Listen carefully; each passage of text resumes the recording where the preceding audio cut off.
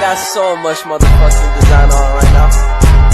Break it down, bring it back, make it clap. I got 3 old thoughts, new guap, where that thing. Bitches on my line, and you know they come strapped, hold up.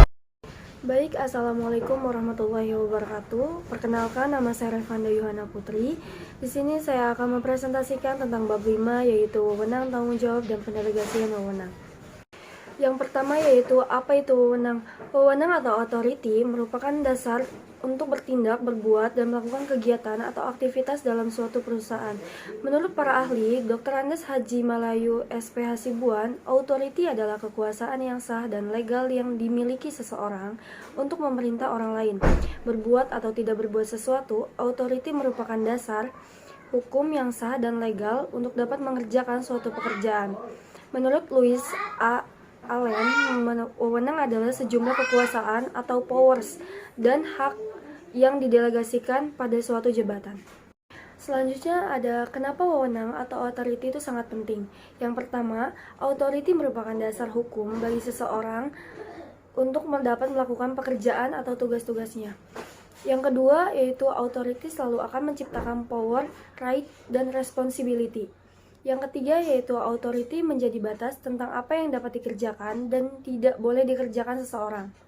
Yang keempat, ada authority menjadi tolak ukur kedudukan, sifat pekerjaan, dan tanggung jawab seseorang karyawan dalam suatu perusahaan. Di sini ada jenis-jenis wewenang. Yang pertama yaitu ada line authority atau wewenang garis. Wewenang garis adalah kekuasaan, hak, dan tanggung jawab langsung berada pada seseorang atas tercapainya tujuan. Yang kedua ada staff authority atau wewenang staff. Adalah hak yang dipunyai oleh satuan-satuan staf atau para spesialis untuk menyarankan, memberi rekomendasi atau konsultasi kepada personalia. Yang ketiga ada functional authority, yaitu wewenang fungsional. Wewenang fungsional merupakan tipe ketiga dari struktur yang ditemukan dalam organisasi, baik secara temporer atau permanen. Yang keempat ada personality authority, yaitu wewenang wibawa. Wewenang wibawa adalah kekuasaan, hak, dan tanggung jawab langsung berada pada seseorang atas tercapainya tujuan. Selanjutnya ada batas-batas wewenang atau authority. Yang pertama ada kemampuan jasmania atau fisik, yang kedua alamiah, yang ketiga ada teknologi, yang keempat ada pembatasan ekonomi, yang kelima ada partnership agreement, yang keenam ada lembaga, dan yang ketujuh ada pembatasan hukum. Apa itu tanggung jawab? Tanggung jawab atau responsibility adalah keharusan untuk melakukan semua kewajiban atau tugas-tugas yang dibebankan kepadanya sebagai akibat dari wewenang yang diterima atau dimilikinya. Tanggung jawab ini timbul karena adanya hubungan antara atasan dan bawahan di mana delegator mendelegasikan sebagai wewenang kepada delegate untuk dikerjakan. Selanjutnya ada apa itu pendelegasian wewenang? Delegation adalah seorang pemimpin atau manajer yang mendelegasi sebagian wewenang dan tugas-tugasnya kepada orang lain untuk dikerjakannya. Delegate adalah seorang bawahan atau si penerima wewenang yang melaksanakan tugas-tugas tersebut. Selanjutnya ada asas pendelegasian wewenang.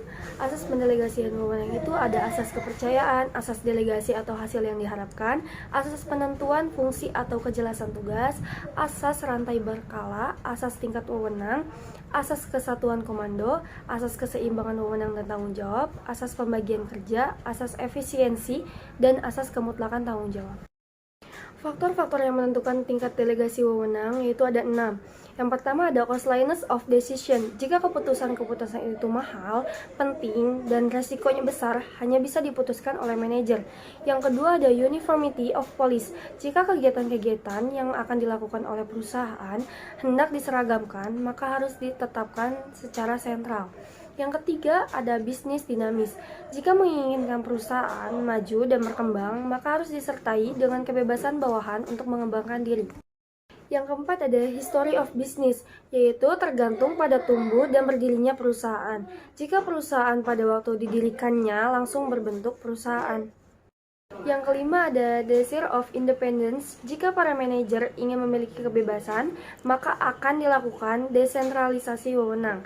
Yang keenam ada availability of managers.